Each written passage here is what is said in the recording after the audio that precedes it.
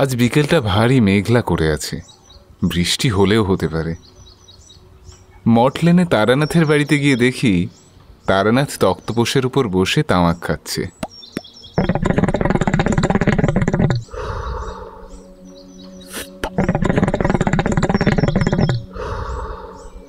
কেমন যেন একটু অন্যমনস্ক হয়ে আছে। আমি এসেছি সেটার দিকে খেয়ালই নেই। এটা অবশ্য তারানাথের কাছে নতুন না। তারানাথের এরকম ভাব পরিবর্তন প্রায়ই হতে থাকে। কোনো কিছু নিয়ে বেশি চিন্তা করলে এরকমটা হয়। আমি জিজ্ঞাসা করলাম, ঠাকুরমশাই আসবো? কে? ও তুমি, এসো এসো, বসো। বলেই পাশের কাঠের বেঞ্চির দিকে ইশারা করলো। তা তুমি একা এলে, আর একজন কই? হ্যাঁ, সেও এলো বলে। সকালে বলেছি, বললো অফিস থেকে সোজা এখানে চলে আসবে। বলতে না বলতেই কিশোরী এসে হাজির। এ কি গল্প শুরু হয়ে গেল নাকি? না না, এই তো তোমার অপেক্ষাতেই ছিলাম। এসো বসো। চা খাবে তো? চারিমা, এই কাকা বাবুদের জন্য একটু চায়ের জল বসিয়ে দে তো মা। ঠাকুরমশাই, আজ আপনাকে কেমন যেন অন্যমনস্ক লাগছে। সব ঠিক আছে তো? না না, তেমন কিছু না। আসলে অনেক দিন পর ছোটবেলার কথা খুব মনে পড়ছে। পুরোনো দিনের কথা মনে করলে একটু মন খারাপ তো হয়, তাই না? বলেই আবার তারানাথ ফুঁকো টানতে লাগলো। কয়েকটা ব্যর্থ টান দেওয়ার পর সে বলে উঠল, ধুর, এটা আবার নিভে গেল। তোমরা বসো, আমি আর একটা ছিলিম সেজে আসি। আরে বসুন বসুন, কোথায় যাচ্ছেন? এই নিন সিগারেট খান।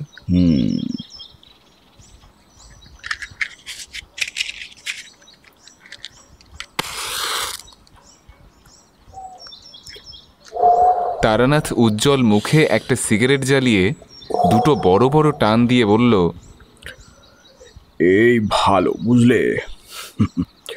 হুকো বানাতে যা সময় আর কারসাজি লাগে, তার থেকে সিগারেটই ভালো। এটা আপনি একদম মোক্ষম কথাখানা বলেছেন। এর মধ্যে দেখি চারি আবার চা মুড়ি নিয়ে এসেছে। আমি বললাম, কি চারিমা, ভালো আছিস তো? হ্যাঁ কাকাবাবু, আমরা ভালো আছি। আপনারা কেমন আছেন? তা অনেকদিন পর এলেন যে? হ্যাঁ, আমিও ভালোই আছি। আমারও চলেই যাচ্ছে। সত্যি বলতে অফিসের চাপে এদিকে আর আসাই হয় না।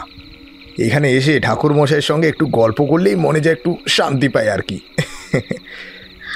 আচ্ছা কাকাবাবু, আপনারা গল্প করুন, আমি যাই সন্ধ্যাটা দিয়ে আসি।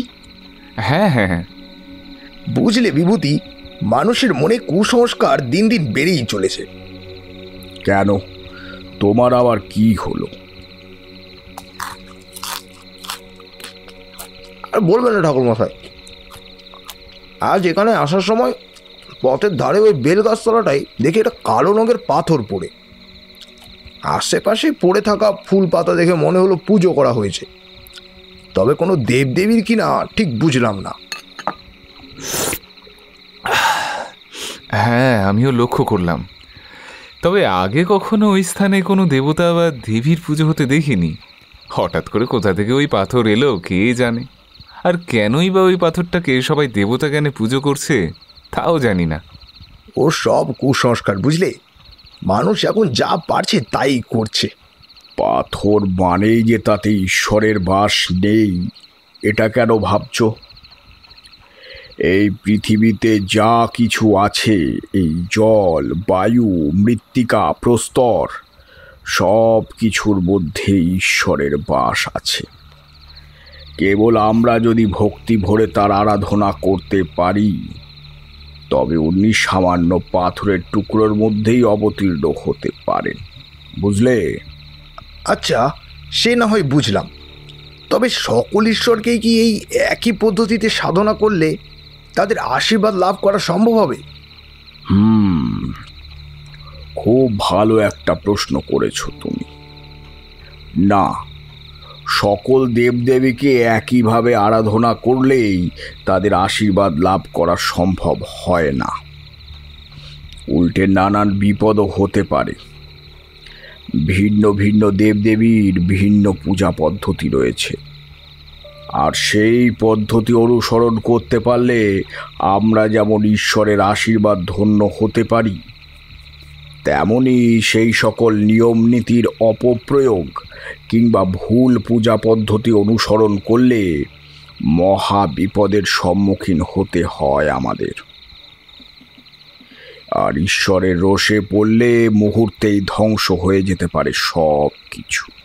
আমাদের মঙ্গল সাধন করেন যেসব দেবদেবীরা, তাদের পূজা পদ্ধতিতে ভুল হলেই কি ওনাদের ক্রোধে মানব জীবনে এত বড় বিপর্যয় আসতে পারে? সব দেবদেবীর ক্ষেত্রে বলা ঠিক না, কারণ আমাদের সনাতন ধর্মে বহু দেবদেবী রয়েছেন যারা খুব একটা ক্রোধিত হন না। তবে এমন অনেক দেবদেবীও রয়েছেন যারা ভক্তের সামান্যতম ভুলে তাদের উপর অভিশাপ দিয়ে থাকেন, কিংবা তাদের জীবন তছনছ করে দিতে পারেন এক পলকে। তা ঠাকুরমশাই, এমন কোনো অভিজ্ঞতা আপনার হয়েছিল নাকি এ জীবনে, যেখানে আপনি কোনো দেবতার ক্রোধের শিকার হয়েছিলেন? তা বলতে পারো। সে বহুকাল আগের কথা। এক ভয়ানক দেবীর ক্রোধের শিকার হয়েছিল গোটা একটা গ্রাম। সেই গ্রামে ছেয়ে গিয়েছিল মৃত্যুর কালো ছায়া। দুর্ভিক্ষ, মহামারী, মরক সব কিছুর সম্মুখীন হয়েছিল সেই গ্রামের গ্রামবাসীরা। আচ্ছা, কোন দেবীর ক্রোধে এমন ঘটনা ঘটেছিল? তিনি কি কোনো অপদেবী? না না, অপদেবী নন। মাতৃকা শক্তিরই রুদ্ররূপ বলতে পারো, দেবী প্রত্যঙ্গিরা। ওনার রোষের কবলে পড়েছিল পাহাড়পুর নামক একটি গ্রাম।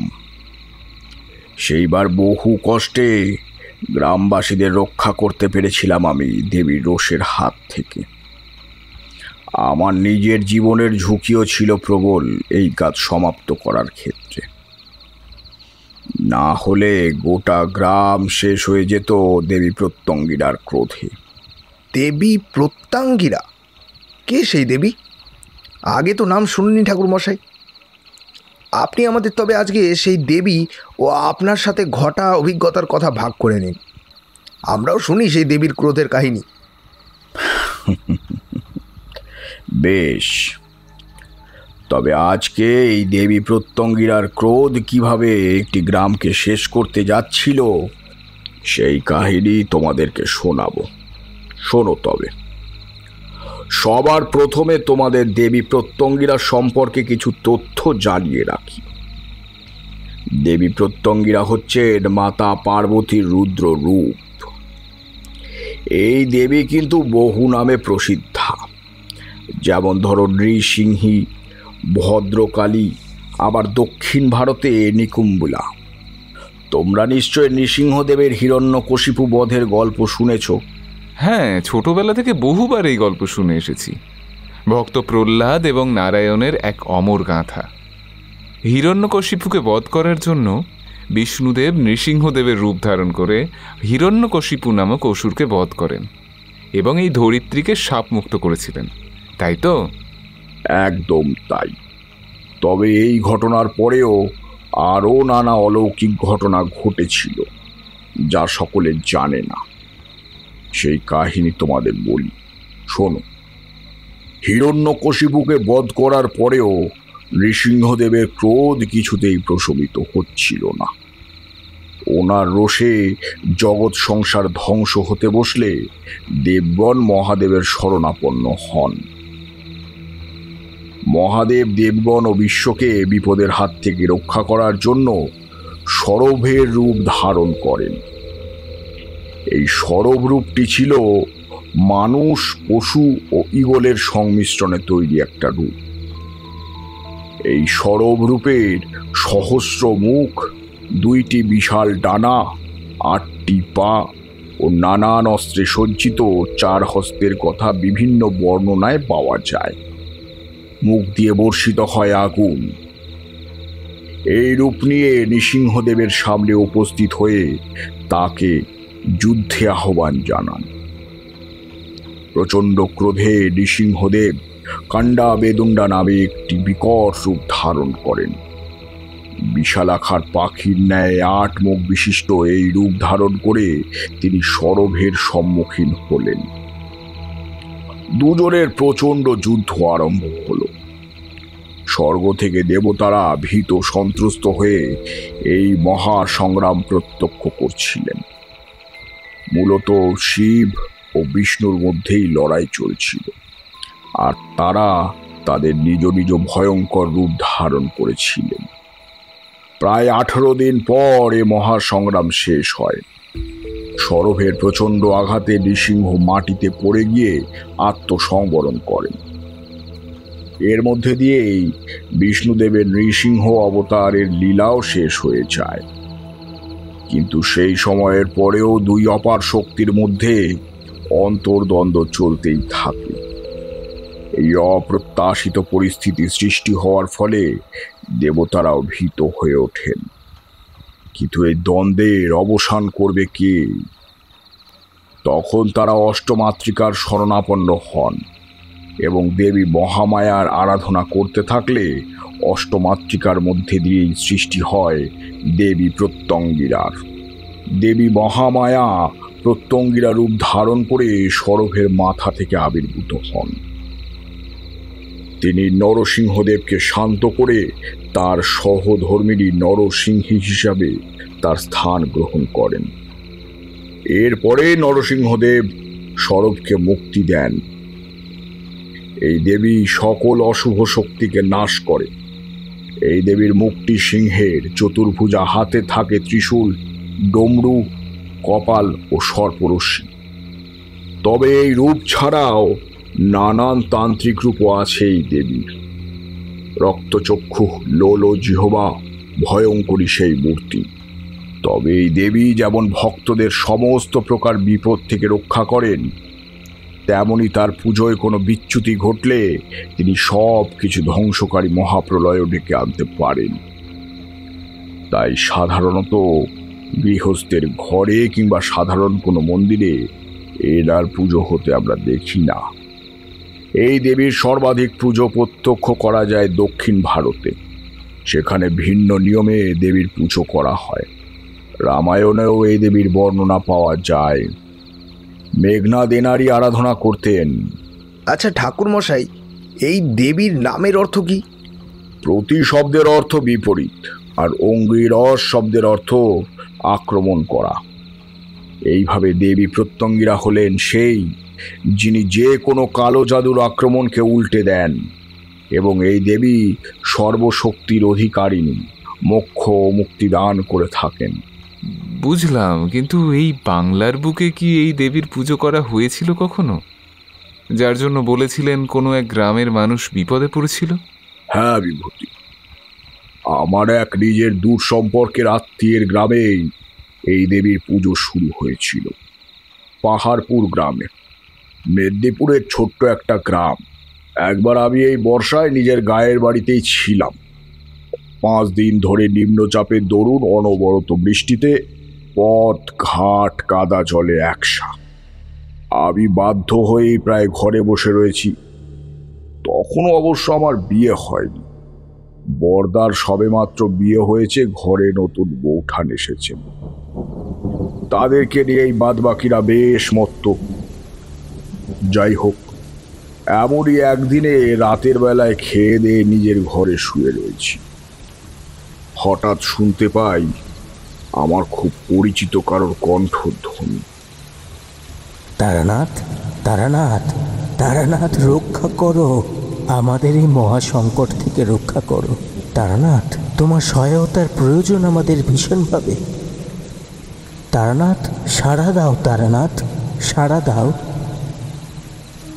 দেখলাম আমার পরম মিত্র নিশিকান্ত গাঢ় ধোঁয়ার অন্ধকারের মাঝে দাঁড়িয়ে করুণভাবে আমায় ডেকে চলেছে। আমার সাহায্য চাইছে সে। ধরপর করে বিছানায় উঠে বসি আমি। তারপর বুঝতে পারি এত রাতে নিশিকান্ত কিভাবে আমার বাড়িতে আসতে পারে? এ কেবলই আমার স্বপ্ন ছিল, তবে এই দুঃস্বপ্নের নিশ্চয়ই কোনো কারণ রয়েছে। হয়তো নিশিকান্ত কোনো ঘোরতর বিপদের সম্মুখীন হয়েছে, আমার সাহায্য চাইছে সে। তোমাদের এক্ষেত্রে বলে রাখি নিশিকান্তের সাথে আমার আলাপের বিষয়টা। এক সময় আমি ঘুরতে ঘুরতে পৌঁছেছিলাম পাহাড়পুর গ্রামে, কিন্তু তীব্র গরমে আর তৃষ্ণায় পথের মাঝেই সেইবার জ্ঞান হারিয়ে ফেলি আমি। সেই সময় নিশিকান্ত কোনো এক কাজে শহরের উদ্দেশ্যে গ্রামের বাইরে যাচ্ছিল। পথমাঝে আমাকে ওই অবস্থায় অজ্ঞান হয়ে পড়ে থাকতে দেখে সঙ্গে সঙ্গে আমায় নিয়ে সে নিজের গৃহে যায় এবং ওর স্ত্রী প্রভা বৌঠান ও নিশিকান্ত দুজনে মিলে সেবা শুশ্রূষা করে আমায় সুস্থ করে তোলে। সেই সময়ে অচেনা মানুষজনকে ও বিপদে পড়লে সহায়তার জন্য এগিয়ে আসতো মানুষজন। এখনকার মতো স্বার্থপর মানুষের সংখ্যা সেই সময় কমই ছিল বলতে পারো। সে যাই হোক, সুস্থ হয়ে ওঠার পর উনি ওনার পরিচয় দেন আমাকে। জানান উনি পাহাড়পুর গ্রামের মোড়ল নিশিকান্ত। সংসারে উনি, ওনার স্ত্রী ও সদ্যজাত কন্যা ছাড়া আর কেউই নেই। প্রভা বৌঠান ছিলেন ঠিক যেন আমার মায়ের মতন করুণাময়ী, দয়াময়ী। ওনার একনিষ্ঠ সেবায় আমি দ্রুত আরোগ্য লাভ করি। প্রায় 1 সপ্তাহ ওনার বাড়িতেই আমি সেইবার ছিলাম। নিশিকান্ত আমার সমবয়সী হওয়ার কারণে আমাদের দুজনের মধ্যে একটি বন্ধুত্বের সম্পর্কও গড়ে ওঠে। সেইবার ওইখান থেকে চলে আসার আগে নিশিকান্তকে বলে আসি, যখনই কোনো বিপদের সম্মুখীন হবে তখন দেবী মধুসুন্দরীর নাম নিয়ে এক মনে আমাকে স্মরণ করো। আমি যেখানেই থাকবো ঠিক হাজির হয়ে যাব। সেই ঘটনার পর দীর্ঘ 10 থেকে 12 বছর কেটে গেছে বলতে পারো। সময়ের পরতে পরতে সবটা ভুলতেও বসেছিলাম, কিন্তু এত বছর পর হঠাৎ নিশিকান্তকে স্বপ্নে দেখে এবং ওর আরতি আমাকে আবার বিচলিত করে তুলেছিল। আমি বুঝেছিলাম নিশ্চয়ই কোনো সংকটের মুখে পতিত হয়েছে নিশিকান্ত, তাই এত বছর পর আমাকে স্মরণ করছে সে।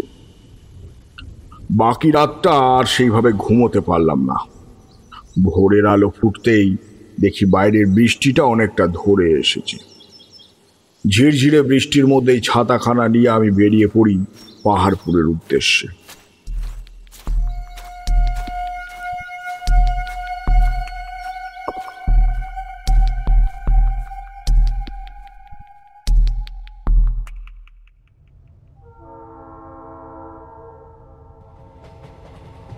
ট্রেন ধরে রওনা দিই পাহাড়পুরের দিকে। ধীরে ধীরে ট্রেনটি একের পর এক প্রাকৃতিক দৃশ্য পরিবর্তন করতে করতে বিকেলের দিকে উপস্থিত হলো পাহাড়পুর প্ল্যাটফর্মে। ট্রেন থেকে নেমে গ্রামে ঢোকার মুখেই বুঝতে পারি কোনো এক তীব্র শক্তি যেন আমাকে এই গাঁয়ে প্রবেশ করতে দিচ্ছে না, বিরত রাখতে চাইছে বারবার। হঠাৎ করেই আমার সারা শরীর উত্তপ্ত হয়ে উঠতে শুরু করে। কেউ যেন চাইছিল না যে আমি এই গ্রামে ঢুকি। এই শক্তি যে কোনো স্বাভাবিক শক্তি ছিল না তা হয়তো তোমরা আন্দাজ করতেই পারছো। অতি তীব্র ছিল এই অদৃশ্য শক্তির প্রভাব। আমি আমার ইষ্টনাম স্মরণ করি ও গাত্রবন্ধনী শুরু করি। এরপর অবস্থা কিছুটা স্বাভাবিক হতেই আবার রওনা দেই নিশিকান্তের বাড়ির উদ্দেশ্যে। তবে আমি বুঝতে পারি যে বিপদের আশঙ্কা করে আমি এখানে এসেছি সেই বিপদ কেবলমাত্র নিশিকান্ত বা ওর পরিবারের নয়, বরং সমগ্র গ্রামের। গোটা গ্রাম এক অপশক্তির কবলে পড়েছে। গ্রামের বুকে নেমে এসেছে ভয়ঙ্কর বিপদের কালো ছায়া। পথে যেতে যেতে আমার নজর পড়ে পরিবেশের ওপর। কেমন যেন একটা দম বন্ধ করা পরিবেশ চারিদিকে। গাছের পাতাগুলি বেশিরভাগই শুকিয়ে গেছে কিংবা হলুদ হয়ে গেছে। সবুজের চিহ্ন মাত্র নেই কোনো দিকে। মাটিতে অসংখ্য ফাটল দৃশ্যমান, চারিদিকে শ্মশানের নিস্তব্ধতা, পথে ঘাটে মানুষজন নেই বললেই চলে। এই সব দেখতে দেখতেই আমি পৌঁছে যাই নিশিকান্তের বাড়িতে। পৌঁছে কয়েকবার দরজায় টোকা দিতেই দরজাটা কেউ একটা খুলে দেয়। দরজা খুলতেই আমাকে দেখে এক প্রকার চমকে ওঠে নিশিকান্ত। অপলক দৃষ্টিতে আমার দিকে তাকিয়ে থাকে সে। অবশ্য আমি নিশিকান্তকে এই অবস্থায় দেখে যথেষ্ট অবাক হই। সেই দীর্ঘকায় সুদর্শন যুবকটির একই অবস্থা হয়েছে। চোখে মুখে ক্লান্তির ছাপ সুস্পষ্ট, চোখের তলায় কালি পড়ে গেছে, শীর্ণকায় চেহারা যেন শরীরের প্রতিটি হাড় কোনা যাবে। এক কথায় বলতে গেলে সমগ্র শরীরটা তার একেবারে ভেঙে পড়েছে। তারানাথ, তুমি সত্যি এসেছো? আমার কাতর আরতি তবে তোমার কাছে পৌঁছেছে। রক্ষা করো তারানাথ, আমার পরিবারকে, ওই গ্রামের সকলকে তুমি রক্ষা করো। আহা নিশিকান্ত, কি করছো? শান্ত হও, আমি তো এসে গেছি। আমাকে সবটা খুলে বলো, আমি সব রকমভাবে সমস্যার সমাধান করার চেষ্টা করব। নিশিকান্ত কিছু বলতেই যাবে, তার আগেই দেখলাম বছর 10 একটি বাচ্চা মেয়ে কাঁদতে কাঁদতে ছুটে এলো ঘরের ভিতর থেকে। বাবা, বাবা গো, মা মা আমার কেমন করছে আগের মতো। তুমি তাড়াতাড়ি মায়ের কাছে চলো। তোর মা আবারও ওর পাগলামি শুরু করেছে? ঈশ্বর, আর কত কত যন্ত্রণা দেবে মানুষটাকে তুমি? কি হয়েছে বৌঠানের? তুমি নিজেই দেখবে চলো তারানাথ, তোমার বৌঠান কি রূপ যন্ত্রণার মধ্যে দিয়ে জীবন অতিবাহিত করছে। এসো আমার সাথে। নিশিকান্তের পিছু পিছু আমিও উপস্থিত হলাম একটি বন্ধ দরজার সামনে। ঘরের দরজায় তালা ঝুলছে, আর ভিতর থেকে তীব্র আর্তনাদ ভেসে আসছে বাইরে। আমায় ছেড়ে দে, আমায় ছেড়ে দে বলছি। ছাড় আমাকে, আমাকে এভাবে আটকে রেখেছিস কেন? ছেড়ে দে, আমার খুব খুব খিদে পেয়েছে। আমায় ছেড়ে দে, ছেড়ে দে আমাকে। এ কি, বৌঠান এইভাবে কথা বলছে কেন? তোমরা কি ওনাকে খেতে দিচ্ছ না নিশিকান্ত? না না তারানাথ, তুমি আমাদের ভুল বুঝো না। দাঁড়াও, আমি দরজা খুলছি, নিজের চোখেই দেখো সবটা। কথাটা বলে দরজা খুলে দেয় নিশিকান্ত। আমি দেখি বৌঠানের সে কি মারাত্মক অবস্থা। আলু থালু বেশ, নিজের মাথা দেওয়ালে ঠুকছে না চিৎকার করে যাচ্ছে। ঘরের সমস্ত জিনিসপত্র ছড়িয়ে ছিটিয়ে পড়ে রয়েছে চারিদিকে। ঘরে কাঁচা চাল, আধ খাওয়া কাঁচকলা ছড়িয়ে রয়েছে। এই দেখো তারানাথ, তোমার বৌঠানের অবস্থা দেখো। মা বিগত 1 সপ্তাহ ধরে এমন পাগলামি করে যাচ্ছে ঠাকুর মশাই। আপনি দয়া করে আমার মাকে সুস্থ করে দিন, দয়া করে সুস্থ করে নিন মাকে। আমি কিছুক্ষণ চুপ করে বৌঠানকে দেখতে থাকি। একটা তীব্র শক্তি যেন ওনাকে বেষ্টন করে রেখেছে, আর তা যে কোনো স্বাভাবিক অশুভ কিংবা অপশক্তি নয় তাও সহজেই আন্দাজ করতে পারছি। আমি কিন্তু এই তীব্র শক্তি যে কার আর কেনই বা এই শক্তির প্রভাব এনার উপর পড়েছে তা কিছুতেই বুঝে উঠতে পারলাম না। নিশিকান্তকে বললাম, আচ্ছা এমনটি কি করে হলো? বৌঠানের মতো মানুষের হঠাৎ এমন অবস্থা হলো কি করে? তোমরা আমার থেকে কিছু লুকিও না, সবটা খুলে বলো আমাকে। এবার নিশিকান্ত বলতে শুরু করলো। এই অবস্থা শুধুমাত্র প্রভাবতীর নয় তারানাথ, এই গ্রামে একের পর এক বাড়ির মানুষের এই একই অবস্থা হচ্ছে।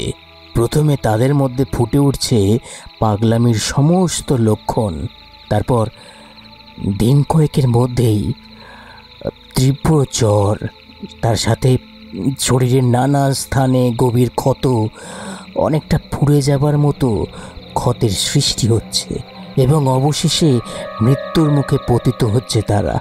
এর মধ্যে গ্রামের প্রায় 10 জনের এইভাবে মৃত্যু ঘটেছে। কি বলছো কি তুমি নিশিকান্ত? এ তো কোনো স্বাভাবিক রোগ বলে মনেই হচ্ছে না আমার। কি কিভাবে এত সব কিছু সূচনা ঘটলো?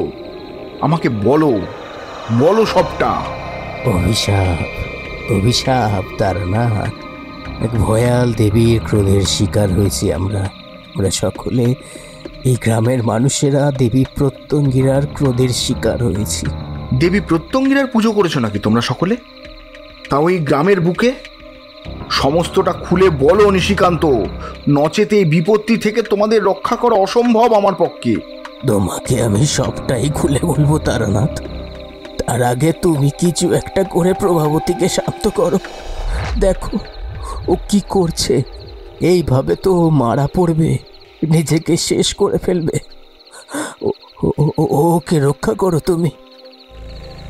আমি ঘরের মধ্যে প্রবেশ করতেই দেখলাম হঠাৎ করে বৌঠান শান্ত হয়ে গেলেন এবং অপলক দৃষ্টিতে আমার দিকে তাকিয়ে রইলেন বেশ কিছুক্ষণ। তারপর হিসহিসে গলায় বলতে শুরু করলেন, তুই এখানে কেন এসেছিস তারানাথ?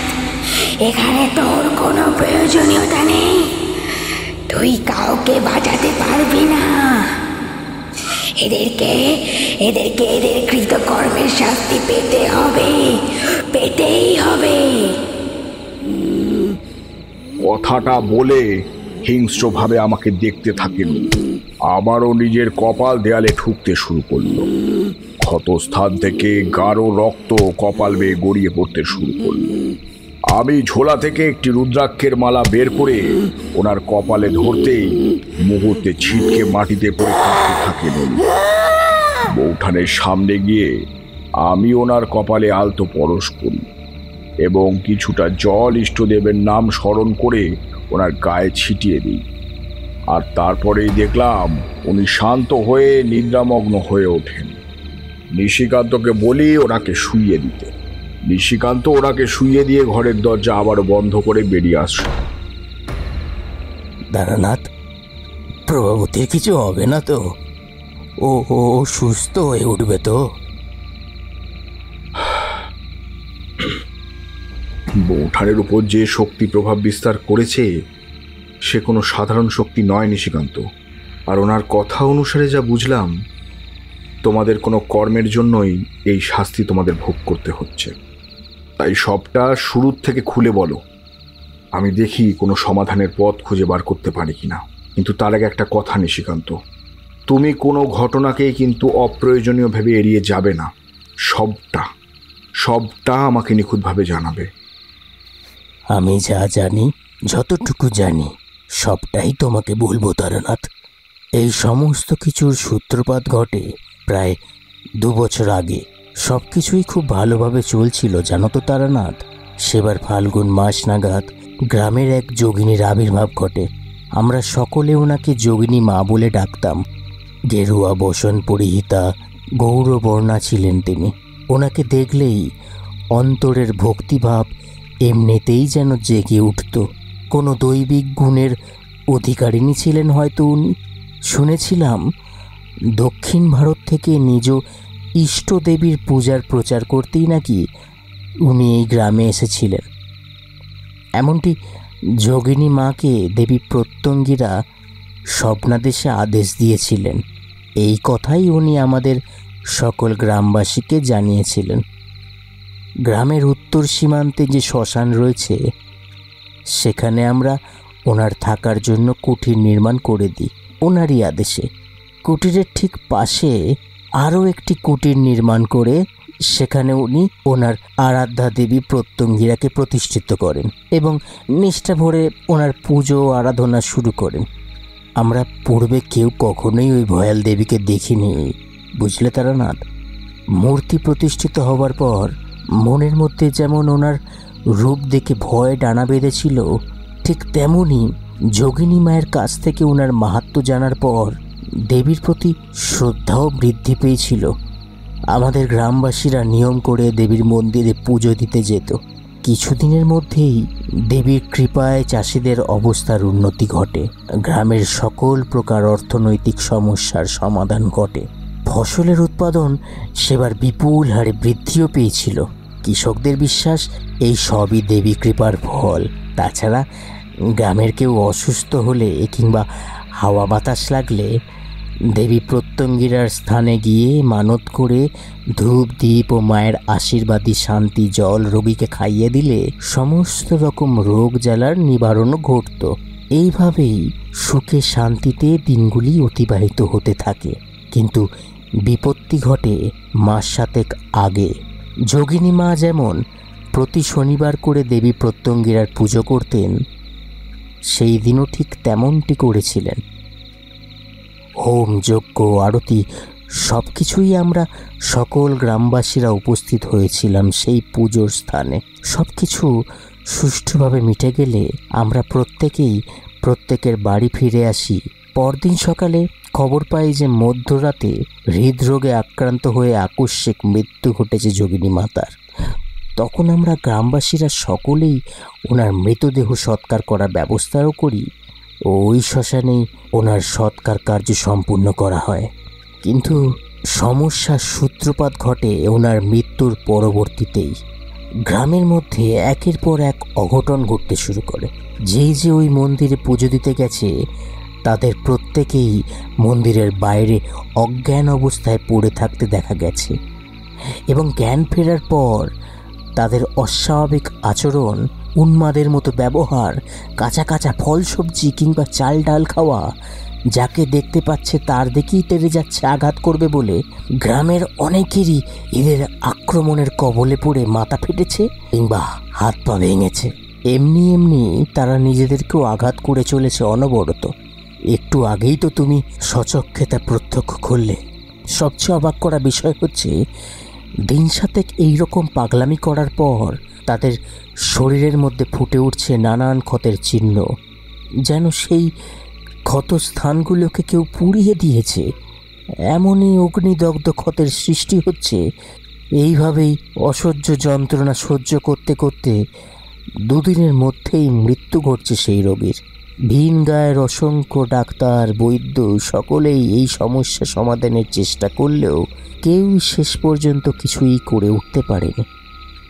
এতগুলো কথা টানা বলে এবার একটু চুপ করলো নিশিকান্ত। এই ঘটনা যাদের সাথে ঘটেছে তাদের প্রত্যেককেই কি মন্দিরের কাছেই পাওয়া গেছে? আমি বলতে চাইছি, মন্দিরে পুজো দেওয়ার পরেই সকলের কি এই একই অবস্থা হয়েছে? হ্যাঁ তারানাথ, এখনো অবধি যাদের সাথে এই ঘটনা ঘটেছে তারা প্রত্যেকেই ওই মন্দিরে পুজো দিতে গিয়েছিল। এমনকি প্রভাবতী ও আমাদের মেয়ে গৌরী বেশ কিছুদিন ধরে জ্বরে ভীষণ ভুগছিল। তাই আমাকে কিছু না জানিয়েই ও দেবী প্রত্যঙ্গিরার স্থানে যায় মানত করতে, আর তারপরেই এই সব। তাই ওই মন্দিরের ধারে কাছে আর কেউই যাচ্ছে না। তাহলে ওই মন্দিরে আর কেউ পুজো দিতে যাচ্ছে না? দেবী প্রত্যঙ্গিরার পুজো বন্ধ তাহলে? হ্যাঁ, যোগিনী মায়ের মৃত্যুর পর যে পুরোহিত পুজোর দায়িত্ব নিয়েছিলেন, দিন 3 পুজো করার পরেই ওনারও একই অবস্থাই হয়। তাই সেই থেকে ওই মন্দিরের পুজো বন্ধ রয়েছে। সর্বনাশ! কোনো দেবীর পূজা এইভাবে আকস্মিক বন্ধ করে দেওয়া যায় না নিশিকান্ত। প্রত্যেক দেবদেবীর পূজার কিছু বিশেষ রীতি আছে। তোমরা এইভাবে বিনা অর্চনায় কোনো দেবীকে অবহেলা করতে পারো না। তাও আবার সে যদি দেবী প্রত্যঙ্গিরার মতন তান্ত্রিক দেবী হন্ত। আচ্ছা, যে পুরোহিত ওই দেবীর পুজো করছিলেন তিনি কি দেবীর পূজা পদ্ধতি সম্পর্কে অবগত ছিলেন? না না না না না, উনি তো আমাদের গ্রামের সাধারণ পুরোহিত। আসলে যোগিনী মা আমাদের কাউকেই বলে যাননি যে দেবী প্রত্যঙ্গিরার পুজোর সঠিক পদ্ধতি কিছু আছে বলে। তাই আমরা সাধারণভাবে বাদবাকি দেবদেবীদের যেভাবে পূজা অর্চনা করে থাকি সেইভাবেই তিনি পুজো করেছিলেন। বুঝেছি, তোমরা নিজেদের বিপদ নিজেরাই ডেকে এনেছো নিশিকান্ত। এই সমস্যার সমাধানের পথ নেহাত সহজ হবে বলে আমার মনে হচ্ছে না। কেন তারানাথ, এমনভাবে বলছো কেন? আমরা কি কোনো অপরাধ করেছি? অপরাধ? অপরাধ ঠিক বলা যায় না, তবে মস্ত ভুল করেছো তোমরা। দেখো, প্রতিটা দেবদেবীরই শান্ত এবং রুদ্র 2 রূপ রয়েছে এবং তাদের প্রত্যেকের পূজা পদ্ধতিও ভিন্ন। আর তোমরা এই দেবীর সঠিক পূজা পদ্ধতি না জেনেই এনার পুজো করেছো। আমার মনে হচ্ছে তাতেই দেবী ক্ষিপ্ত হয়েছেন। অষ্টমাতৃকার এই ভয়াল দেবীর পূজা পদ্ধতি একেবারেই আলাদা বাদবাকি সব দেবদেবীর থেকে। এনার আশীর্বাদ কৃপা দৃষ্টি বর্ষণে যেমন ভক্তের সকল সমস্যার সমাধান ঘটে, তেমনি দেবীর ক্রোধের শিকার হলে সেই ভক্তকে চরম দুর্ভোগের সম্মুখীন হতে হয়। আর সেই ক্রোধের শিকার হয়েছে তোমাদের এই গ্রাম। তাই সর্বপ্রথমে দেবীকে শান্ত করা প্রয়োজন। আমরা সকলেই অজ্ঞানত এই ভুল করে ফেলেছি তারানাথ। এখন তুমি আমাদের ভরসা। আমাদের সকলকেই মহা বিপত্তি থেকে তুমিই পারো রক্ষা করতে। আমি আমার যথাসাধ্য চেষ্টা করব নিশিকান্ত, তবে তার আগে আমাকে ওই মন্দির প্রাঙ্গণ পরিদর্শন করতেই হবে। কিন্তু ওখানে গেলে তোমার সমূহ বিপদ। মধুসুন্দরী দেবী আমার সহায় আছেন নিশিকান্ত, আমার কিছুই হবে না। তুমি দুশ্চিন্তা করো না, কাল সকালেই আমাকে দেবী প্রত্যঙ্গিরার মন্দিরে নিয়ে যাও। আমার কথায় নিশিকান্ত কিছুটা আশ্বস্ত হলো। পরের দিন সকালে আমরা বেরিয়ে পড়ি দেবী প্রত্যঙ্গিরার মন্দিরের উদ্দেশ্যে। গ্রামের পূর্ব দিকে শ্মশানের পাশে অবস্থিত 8 চালা বিশিষ্ট দেবী প্রত্যঙ্গিরার মন্দিরের অঙ্গনে আমি ও নিশিকান্ত উপস্থিত হই। মন্দিরের চারপাশে শুকনো পাতা ও ধুলোর পুরু আস্তরণ জমে রয়েছে।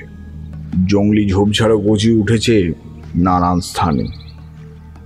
আমাকে উদ্দেশ্য করে নিশিকান্ত বলল, তারানাথ, ওই যে 2টি চালাঘর দেখতে পাচ্ছ, প্রথমটিতে থাকতেন যোগিনী মা এবং তার পাশের চালাঘরটি হচ্ছে দেবী প্রত্যঙ্গিরার।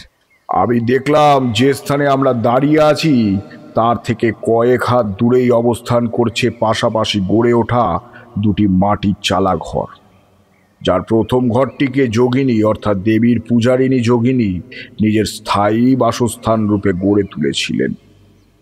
আর ঠিক পাশেই অবস্থান করছে অপর একটি 8 চালা, যেখানে বিরাজ করছেন দেবী প্রত্যঙ্গিরা। আমি বললাম, বেশ নিশিকান্ত, তুমি তবে এই স্থানেই বরং অপেক্ষা করো, আমি দেবীর দর্শন করে আসছি। তুমি একা যাবে তারানাথ? যদি কোনো বিপদ আপদ ঘটে তবে? তুমি তো বাইরেই রইলে, তেমন যদি কোনো সমস্যার সম্মুখীন হই তবে তুমি তো রইলেই, চলে এসো তখন। কথাটা বলে আমি মন্দিরের দিকে চলে যাই। মন্দিরের দরজা খুলে আমি প্রত্যক্ষ করি দেবী মূর্তিটি। দেবী প্রত্যঙ্গিরা এখানে সিংহের উপরে অধিষ্ঠান করছেন। চতুর্ভুজা দেবীর মুখমণ্ডলে তীব্র ক্রোধ ফুটে উঠেছে পরিষ্কারভাবে। লোলহজীব ভয়ঙ্করী দেবীর এই রূপ দেখলে ভক্তির তুলনায় ভয়ই করবে সকলের। মূর্তির তলদেশে শুকনো ফুল, মোমবাতির গলা মোম, পুড়ে যাওয়া প্রদীপের সলতে আর ধূপের ছাই ছড়িয়ে ছিটিয়ে রয়েছে। আমি ধীর পদক্ষেপে গিয়ে দাঁড়াই দেবীর সামনে। প্রত্যক্ষ করলাম মূর্তির ভিতর থেকে তীব্র আলোকরশ্মির বিচ্ছুরণ ঘটছে, যা সরাসরি প্রবেশ করছে আমার শরীরে। আর সারা শরীরে অসহ্য জ্বালা অনুভব করছি আমি। যন্ত্রণায় কাতরাতে কাতরাতে আমি ধপ করে মাটিতে বসে পড়ি। মাথার মধ্যে অসহ্য যন্ত্রণা, যেন এই মুহূর্তেই আমার মাথাটা ফেটে যাবে। বাইরে থেকে নিশিকান্ত আমার এই বেহাল দশা দেখে ছুটে ভেতরে আসে। এ কি তারানাথ, কি হলো তোমার? এ কি, তোমার শরীর তো জ্বরে পুড়ে যাচ্ছে রীতিমতো। এত অসুস্থ শরীর নিয়ে তুমি কেন এলে তারানাথ? অস্থির নিশিকান্তকে দেখলেও ওকে তখন কিছু বলার মতো অবস্থাতেই আমি ছিলাম না। শুধুমাত্র মনে মনে দেবী মধুসুন্দরী আর তারকেশ্বরের নাম নিতে থাকি আমি। ধীরে ধীরে মনে হতে শুরু করে একটি শীতল বাতাস যেন আমাকে ঘিরে ধরেছে, আর মাথায় কারোর শীতল পরশ অনুভব করলাম আমি। কেউ যেন আমার মাথায় স্নেহের হাত বুলিয়ে দিচ্ছে মায়ের মতো। শরীরের জ্বলনিটাও ধীরে ধীরে কমতে শুরু করেছে। আস্তে আস্তে মাথার যন্ত্রণাটাও কমছে। তবে তখনও যে শরীরের মধ্যে হওয়া সমস্ত যন্ত্রণা নিরাময় ঘটেছে তা কিন্তু নয়। তবে তখনের উত্তাপ আমার সহনীয় মাত্রায় ছিল। ধীরে ধীরে চোখ খুলে আমি নিশিকান্তর দিকে তাকাই আর উঠে বসার চেষ্টা করি। নিশিকান্ত আমায় সহায়তা করতে গিয়ে গায়ে হাত দিয়েই বলল, এ কি, এক্ষুনি তো তোমার সারা শরীর উত্তপ্ত কয়লার ন্যায় জ্বলছিল, এরই মধ্যে এতটা শীতল হয়ে গেল কি করে? এ যে ভারী অদ্ভুত বিষয়। এই প্রাণ দিয়েছেন যিনি, রক্ষাও করছেন তিনি। এক দেবীর করাল ক্রোধে পড়ে যে অবস্থার সম্মুখীন হয়েছিলাম, অপর দেবী তা কিছুটা নিরাময় ঘটিয়েছেন, এই আর কি। তবে এখানে বেশিক্ষণ থাকার সমুচিত নয়, বাড়ি ফিরে চলো নিশিকান্ত। বাড়িতে গৌরী ও বৌঠান একা রয়েছেন। হ্যাঁ তারানাথ, তুমি ঠিকই বলেছ। গৌরীর মা যে মেয়েটাকে একা পেয়ে কি না কি করে বসবে তা তো বলা যায় না। জানো তো, এই পরিস্থিতিতে সবচেয়ে বেশি মানসিক যন্ত্রণায় ভুগছে আমার ছোট মেয়েটা। রাতে আমার পাশে শুয়ে গুমড়ে গুমড়ে কেঁদে ওঠে। কবে যে সবটা আবার আগের মতো হবে, সত্যি আর পারছি না, আমি আর পারছি না। আর কয়েকটা দিন অপেক্ষা করো নিশিকান্ত। এই গ্রাম রক্ষা করার গুরুভার যখন আমি নিয়েছি, তখন তা সম্পূর্ণ করবই। তাতে যদি আমার মৃত্যুও ঘটে তাই সই। কিছুক্ষণের মধ্যেই দুজনে বাড়ি ফিরে আসি। বাড়িতে ফিরতেই গৌরী আমাদের জানায় যে আমরা চলে যাওয়ার পর ও বৌঠানের ঘরে গিয়েছিল খাবার দিতে। ও দেখে বৌঠান বিছানায় শুয়ে কাতরাচ্ছে। গৌরী মায়ের কাছে গিয়ে দেখে যে শরীরের নানান স্থানে বড় বড় ক্ষত সৃষ্টি হয়েছে, ফোস্কার মতো অনেকটা। কথাটা শোনা মাত্র হাউমাউ করে কাঁদতে শুরু করে দেয় নিশিকান্ত। আর যে সময় নেই তারানাথ, যা করার তোমাকে এই দুদিনের মধ্যে যে করতেই হবে, নচেত মৃত্যু কেউ আটকাতে পারবে না। তুমি রক্ষা করো আমার স্ত্রীকে তারানাথ। নিজেকে শক্ত করো নিশিকান্ত। আমি বলছি বৌঠানের কিচ্ছু হবে না। আমি আমার যথাসাধ্য চেষ্টা করব বৌঠানকে রক্ষা করার। তুমি অস্থির হয়ে পড়ো না। ওই দিন রাতে আমি মধুসুন্দরী দেবীর আরাধনায় বসি। ওং শ্রীমাত্রে নমঃ, ওং শ্রীমাত্রে নমঃ, ওং ঐং শ্রীং শ্রীং ঐং ক্লিং সম ক্লিং ঐং ওং নমো ভগবতী ত্রিপুরা দেবী মম ভাসমঃ কুরু কুরু স্বাহা। আরাধনার এক পর্যায়ে আমার চোখের সামনে সাদা ধোঁয়ার আস্তরণে ঢেকে যেতে শুরু করে। তার মধ্যে থেকে বিচ্ছুরিত হতে থাকে উজ্জ্বল আলো, গোলাপি আলোক রশ্মি। ধীরে ধীরে দেখতে পাই দেবী পদ্মের উপর উপবিষ্ট অবস্থায় অপরূপা রূপে আমায় সাক্ষাৎ দিচ্ছেন। মধুসুন্দরী দেবী ধীরে ধীরে প্রকট হয়ে উঠলেন আমার সামনে। স্মৃত কণ্ঠে আমাকে দেবী বললেন, তারানাথ, আমি এসেছি তোমার ডাকে। কি চাও আমার কাছে? আমি বললাম, তুমি তো অন্তর্যামী, সবই তো জানো। তুমি জানোই তো এই গ্রামের মানুষরা নিজেদের ভুল পূজা পদ্ধতির জন্য দেবী প্রত্যঙ্গিরার ক্রোধের শিকার হয়েছে। এখন সমগ্র গ্রামবাসীদের রক্ষা করার উপায় আমায় বলে দাও। তারানাথ, তুমি দেবী প্রত্যঙ্গিরার পূজার ব্যবস্থা করো, দেবীকে শান্ত করার প্রচেষ্টা করো। তবেই এই গ্রামবাসী ওনার রোষের হাত থেকে মুক্তি পাবে। কিন্তু আমিও যে ওনার পূজার সঠিক পদ্ধতি জানি না। আমার পূজায় যদি দেবী শান্ত হওয়ার পরিবর্তে আরো ক্রুদ্ধ হয়ে ওঠেন, তবে যে মহা সংকট উপস্থিত হবে। দেবীর ক্রোধ বৃদ্ধি পেলে ধ্বংস হয়ে যাবে সবকিছু। তুমি চিন্তা করো না তারানাথ, নিজের প্রতি বিশ্বাস রাখো, তুমি পারবে। আমি আছি তোমার সাথে। তোমার উদ্দেশ্য সঠিক, মহৎ উদ্দেশ্যকে সামনে রেখে সকলের মঙ্গল সাধনের জন্য নেওয়া প্রতিটি পদক্ষেপে আমি আছি তোমার সাথে। তারপর দেখলাম দেবী ধীরে ধীরে ধোঁয়াশায় মিলিয়ে যেতে থাকেন। সেই স্থানেই আবারও ফুটে উঠল আরও একটি নারী মূর্তি। শুভ্র বস্ত্র পরিহিতা, সারা শরীর দিয়ে যেন দৈব আলোক ছটা ঘিরে রেখেছে।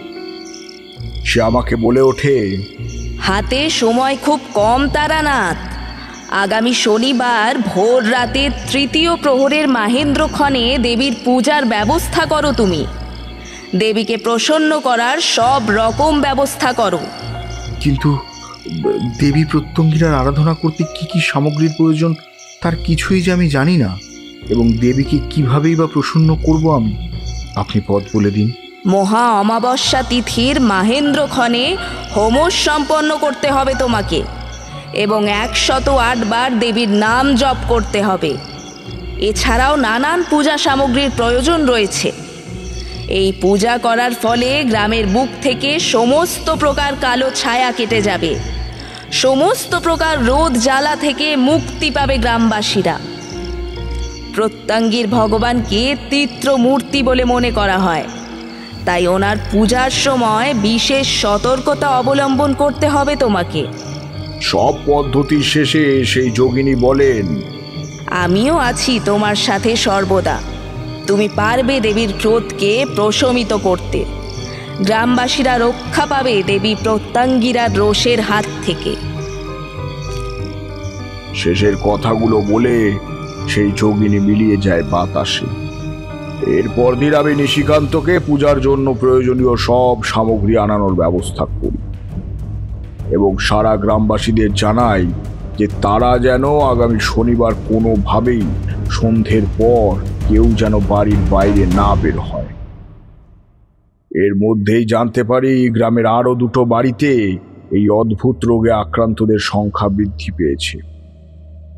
এছাড়া চাষের জমিতে সমস্ত ফসল যেন ঝলসে গেছে কোনো এক অজানা কারণে। পুকুরের জল শুকিয়ে যাচ্ছে ধীরে ধীরে। সমগ্র গ্রাম জুড়ে শুধুই হাহাকার রব। এরপর নিশিকান্ত সন্ধ্যায় সমস্ত সামগ্রী এনে দেয়। ওই দিন নিশিকান্ত, গৌরী ও বৌঠানের সহিত একই ঘরে আমি বসেছিলাম। অন্য দিনের তুলনায় দেখলাম বৌঠান আজ কিছুটা স্বাভাবিক, তবে গায়ের ক্ষতগুলো আরও বৃদ্ধি পেয়েছে। গৌরী ওনাকে ঔষধি বেটে ক্ষতস্থানগুলিতে প্রলেপ লাগিয়ে দিচ্ছে। আমি নিশিকান্তকে উদ্দেশ্য করে বলি, নিশিকান্ত, আশা করি আজ রাতের পরেই তোমাদের সমস্ত সমস্যা থেকে মুক্তির পথ দেখাতে পারবো। তোমার উপরে এই গ্রামের ভবিষ্যৎ নির্ভর করছে। তবে এও বলবো, তুমি নিজের সুরক্ষার সমস্ত প্রকার ব্যবস্থা করে তবেই যেও, নচেত আমাদের মতো অজানা মানুষদের জন্য তোমার কোনো ক্ষতি হয়ে যাক, তা যে আমরা কোনোভাবেই চাই না।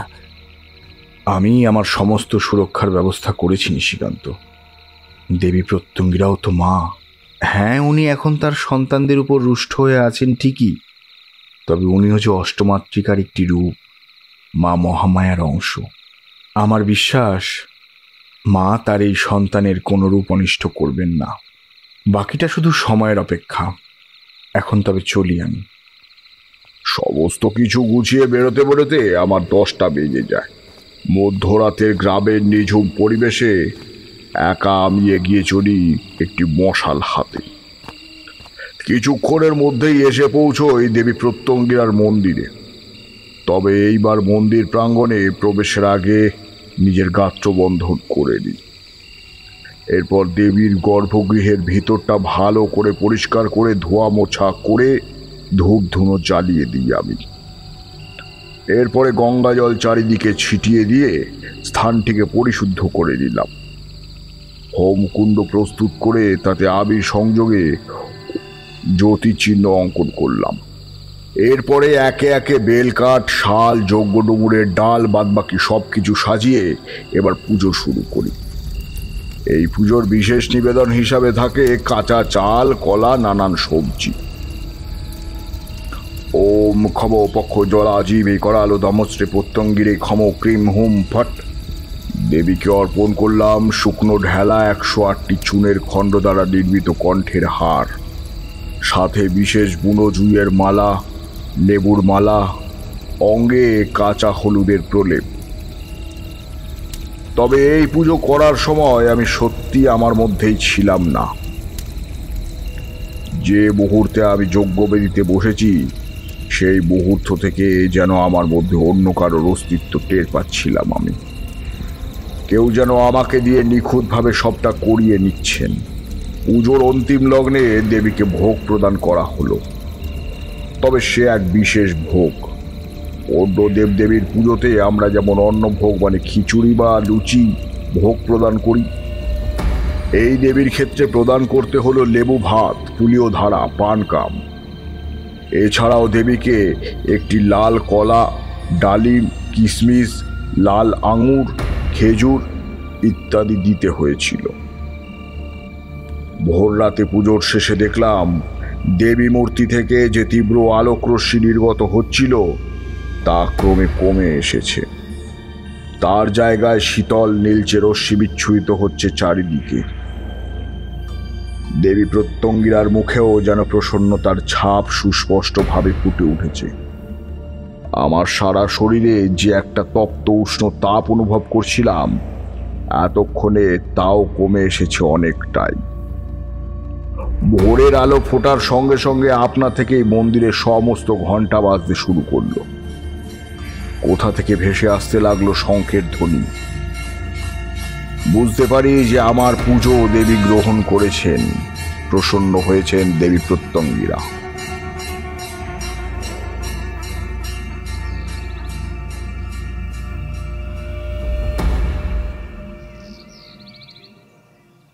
এরপর সমস্ত কিছু গুছিয়ে আমি আবারও ফিরে আসি গ্রামে। গ্রামে ফিরেই আমি জানতে পারি ভোর থেকেই সমস্ত রোগী এক এক করে সুস্থ হয়ে উঠেছে। গায়ের জলাশয়গুলিও জলে পরিপূর্ণ হয়ে উঠেছে। চাষের ক্ষেতে সোনার ফসল ফলে রয়েছে। সমগ্র গ্রামের মানুষদের মুখে হাসি ফুটে উঠেছে। সমস্ত বিপর্যয় কেটে গেছে এই পাহাড়পুরের বুক থেকে। ঋষিকান্তের বাড়ি যেতেই বৌঠান হাত জোর করে আমার দিকে ছুটে আসেন। আমি যদি আমার অজান্তে কোনো খারাপ আচরণ করে থাকি আপনার সাথে, তাহলে দয়া করে ক্ষমা করে দেবেন। এই গ্রামের সকল মানুষদেরকে বাঁচানোর জন্য আপনাকে অশেষ ধন্যবাদ। আপনাকে অশেষ ধন্যবাদ। এ কি বলছেন বৌঠান? এই যে আমার কর্তব্য ছিল, যা আমি যথাসাধ্য পালনের প্রচেষ্টা করেছি মাত্র। তোমার কাছে আমি চিরঋণী হয়ে থাকবো তারানাথ। আজ তুমি না থাকলে আমাদের সকলকে শেষ হয়ে যেতে হতো। একে একে ধ্বংস হয়ে যেত আমাদের এই গ্রাম। একজন বন্ধু হয়ে বন্ধুর পাশে থেকেছি মাত্র, আর কিছুই নয়। আর আমি কিছুই করিনি, বিশ্বাস করো। আমি তো জানতামই না দেবী প্রত্যঙ্গিরার পূজা পদ্ধতি কি। আসলে সবটাই যোগিনী মাতা ও মধুসুন্দরী দেবীর কৃপা। ওনারাই আমাকে দিয়ে সবটা করিয়ে নিয়েছেন। তবে মনে রেখো, ভবিষ্যতে কোনো দেবদেবীর প্রকৃত পরিচয় কিংবা তাদের আরাধনার সঠিক নিয়ম না জেনে তাদের পুজো করতে যেও না। এতে হিতে বিপরীত হতে পারে।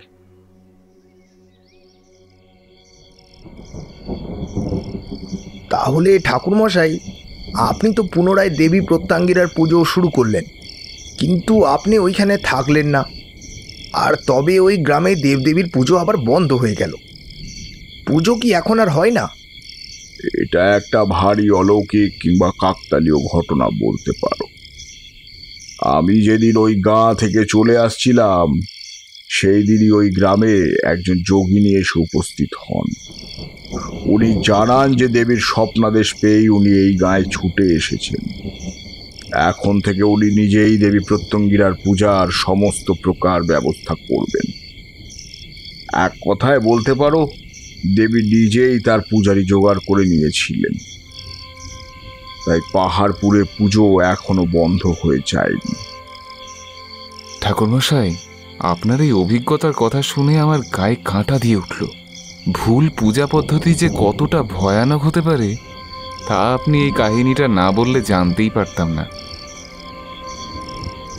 কথায় আছে, জসমিন দেশে যদাচার। যে যেমন তার সাথে তেমন ব্যবহার করাই শ্রেয়, অর্থাৎ যার ক্ষেত্রে যেটি প্রযোজ্য।